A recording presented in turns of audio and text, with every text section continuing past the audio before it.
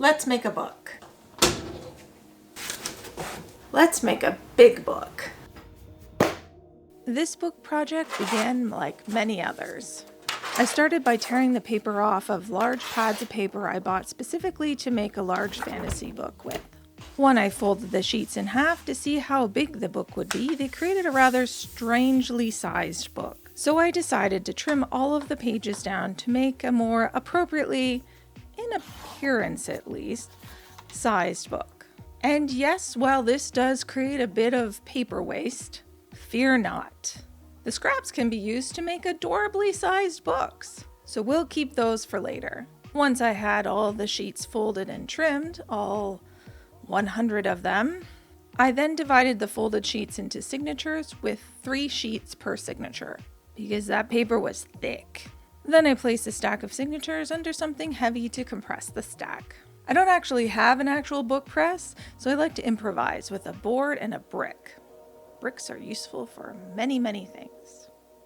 Smite your enemies. For bookbinding, many uses. If you ever feel like you can't make something because you don't have all the fancy tools, just remember that you can always improvise. This is what makes us hobbyists and not professionals. I am not a professional. This is apparent. The next day, I took my stack of signatures and decided where I wanted the holes to be for sewing. I probably spent way too much time on this, but you want about 5 or 6 holes evenly spaced along the edge. The easiest way is to create a template, clamp your signatures together, and then mark the edges with a ruler so that all of the signatures are marked the same. And then you can repetitively punch holes through each signature, which is a great stress reducer. Crafting. Anger management tools. Combined. Should sell a course. Anger management through crafting. Come see Pam. I'll help you out. Just make sure your signatures remain stacked in the same order in case there was any deviation in the marks. One of these things is not like the other. There are other ways to do this, like using a saw to create the holes. I haven't tried that yet. I should try that, and I was very tempted this time and probably should have just done it. But today I preferred tedious and slow. I am the tortoise of the crafting world. For this book, I wanted to create that raised medieval style look on the spine. So I tied some jute to yet another one of my improvised bookbinding tools. I made this lovely rickety sewing jig a while ago with hot glue and scrap wood. It may be ugly, but it works. And that's all that matters. At least for a hobbyist like myself. The stitches for this is like a kettle stitch. You go in the end of one signature, out the next hole, then around the rope or jute, essentially wrapping the thread around the rope before going back into the same hole again. And then you repeat out the next hole around the jute, and back in the hole. And when you get to the end of the signature, when you come out of the signatures before you add on another one, then you can lock in the signatures by tying a knot between the one you just came out of and the signatures below, which is your kettle stitch. I have a few other tutorials on my channel that better explain this process. When you've completed sewing the text block, either untie or cut the rope to free the text block from the jig. And then take some PVA glue, preferably acid-free if you don't want your book to discolor at some point in time. And then glue the spine. After the glue was dry, I smashed it with a hammer. Anger management. Crafting. Come see me. Take your anger out while you make something cool. Anyway, so I'm wanting to round the spine, so I'm just hammering the spine a little bit more rounded. Then I glued on headbands and some mesh fabric to reinforce the spine. I wanted to try sewing on headbands for this project, but I just didn't have the time to learn that skill, so maybe in the future I'll figure out how to do that. It just seemed complicated, and I had the headbands that I had purchased previously from a bookbinding store, so I thought I would just use those. I then realized I didn't have any cardstock that was big enough to make end sheets for this book.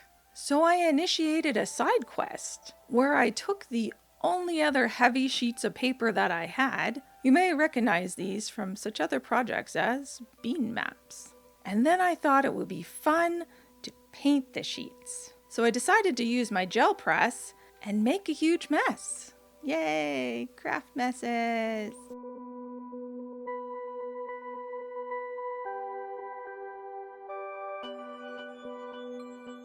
And then I had to let my side quest dry before I could progress further with the main text block quest. Which left me one other thing I could do in the meantime. I knew I wanted the cover of this book to be leather.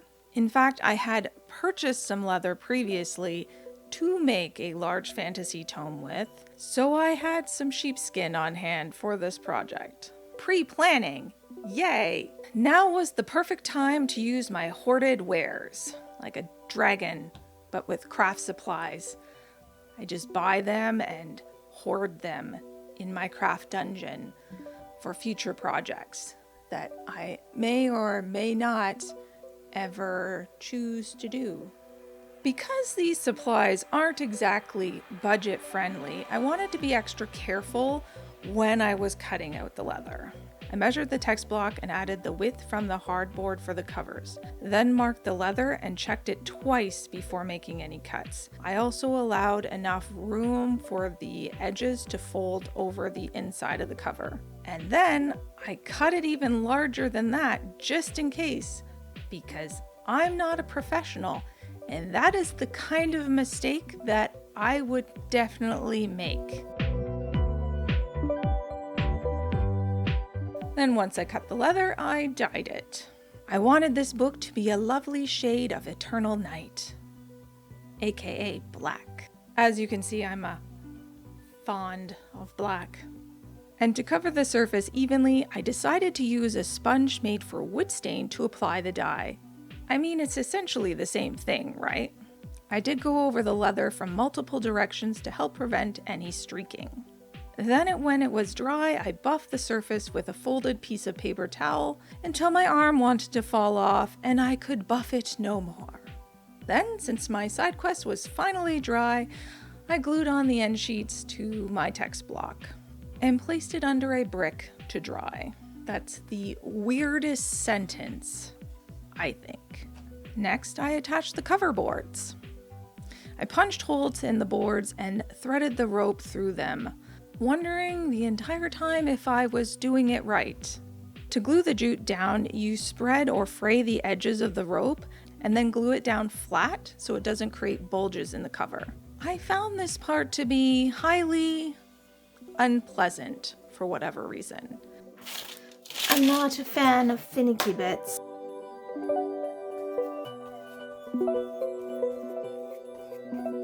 At any rate, then I placed the text block under something weighty to dry once more. Oh, look at my mess. Isn't that fun? I'm gonna love cleaning that up later. Then I procrastinated some more in fear that I was going to mess something up. Then one day I finally got up the nerve to glue the leather to the spine of the book. Let me tell you, trying to tie down the strings or rope to the book so that the glue adheres to the spine around the raised jute parts was really difficult. And it was an experience I will not be revisiting anytime soon unless I grow a third limb or have a buddy and also come prepared with better string. So I let the spine dry for a while and procrastinated some more by getting sick and playing video games. And also napping. An integral part of recovering from being sick, napping. When I was ready, I cut out some more chipboard to act as embossed areas on the cover. I also skived. I still don't know how to say that word. Skived.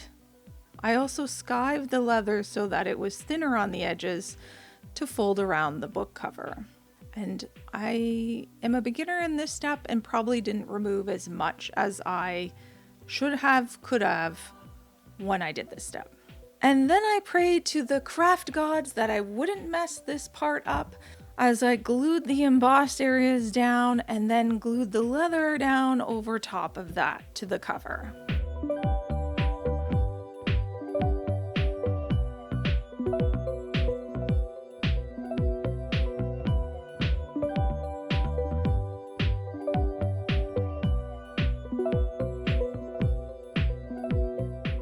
this point I was happy. Things were going swimmingly, or so I thought. As I was gluing the edge of the leather onto the inside of the cover, I decided to cut the leather to better fold into the spine where the headbands are. This was a mistake, and created some holes where the leather wasn't fully covering the coverboard. I think this could have worked out better if my coverboards weren't so tall, and then you just fold the leather in behind the headbands. I don't actually know because I'm not a professional. The other issue I had were my end sheets not aligning properly to the covers. I have this problem with a lot of the hardcover books that I make. I just can't get things to align properly, and it's a bit of a pet peeve of mine that I haven't figured that out. And afterwards I felt like I should have squared off the text block a little bit more because I rounded the spine, the other end of it is sort of rounded in, and what you do is you shave that end down so that it's more square. So if I was going to do this again, I would probably do that, trim the edges so that it's more square, and then adjust some of my other measurements so everything fits a little bit better. These are small issues overall, and why I say I am not a professional. Seriously should get that on a t-shirt. I'm just a hobby crafter who enjoys making things and sharing them with you, mistakes and all. I did end up touching up the areas with leather dye so they were less noticeable, by the way. And honestly, when I showed this project to my husband, Mr. Pamerky, he goes, I don't see what you're talking about. I don't see the issues that you see with it. I know that anybody who's done bookbinding is going to see those issues, and everybody else probably won't. I see them, and this book is for me, so I'm less worried about the mistakes. I chose some corner protectors that would fit around the embossed cover and hammered them onto the cover. That was another thing I should have considered when I added the extra chipboard to the cover, is that the thickness that the chipboard adds, and maybe had it not so close to the edge so I could have fit the corner protectors on the cover better. I wanted to add a tree of life to the cover because it's a motif that I've always been fond of. And I bought some gold leaf just for this. Unsure how any of this would turn out, I printed off a design I liked and sized it to the cover. Then pressed the design into the cover by tracing over it with a pencil. The gold leaf comes with glue, so I painted that over the marks I made, and after waiting for the glue to dry a bit, typically 30 minutes for maximum adhesion, I then applied the gold leaf.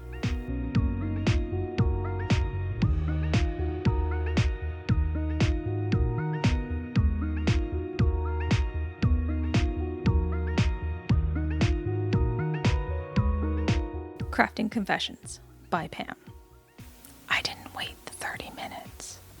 I actually only waited 20 minutes because I'm impatient. Can I just say I really like how the gold leaf looks. Like all other issues forgotten, I really was semi-impressed with how it turned out because boy did I think that was going to be one big blob of gold and look nothing like a tree. Gold leaf, you are fun and I will be using you again. To add a little more pizzazz to the cover, I painted on some lines to the spine with the glue and added the gold leaf to those areas as well. And I'm not very good with the paintbrush, so my lines aren't exactly perfect. Once the gold leaf has dried for about 24 hours, then you can add the varnish to protect it, which if you're not careful leaves a dark stain around your design. And since I'm not very good with a paintbrush, I was not careful. But I wouldn't be Total Pamerky, the craft channel with a little anarchy, if I was. Thanks so much for watching. I hope this project inspired you to try some bookbinding. And if it didn't, watch this video next. Until next time, bye.